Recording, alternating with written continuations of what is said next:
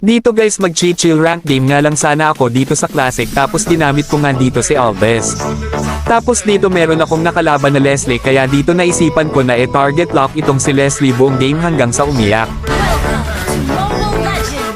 Dito nga sa early hindi ko muna target si Leslie at nag-focus muna ako dito magpa-stock kay Alves.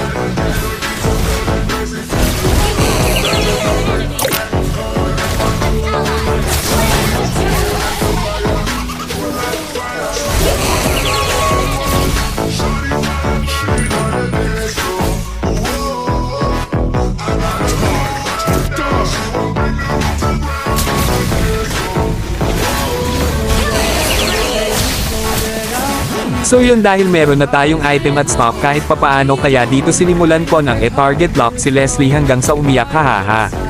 Dito guys panoorin nyo hanggang dulo dahil mamaya iiyak natong si Leslie sa pinanggagawa ko hahaha.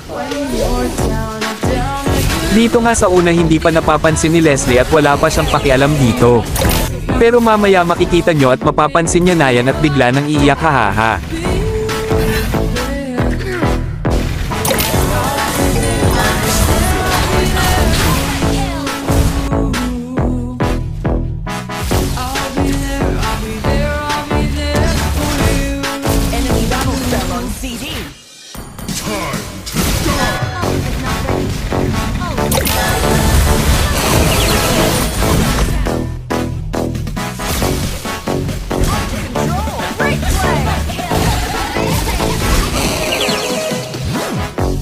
Tapos dito guys nagulat ako cheater pala itong si Leslie tingnan nyo bigla-bigla na lang nawawala.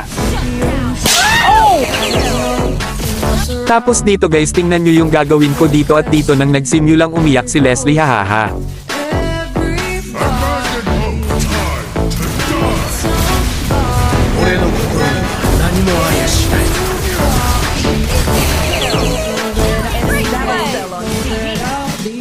Aldes, napipikon na ako sa'yo.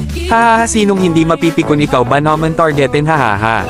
Tapos dito nga sa sobrang gigil ng Freya at Gaussian dito pinasok na ako sa tower at nabigyan nga ako dito pero nabigyan ko rin yung Freya.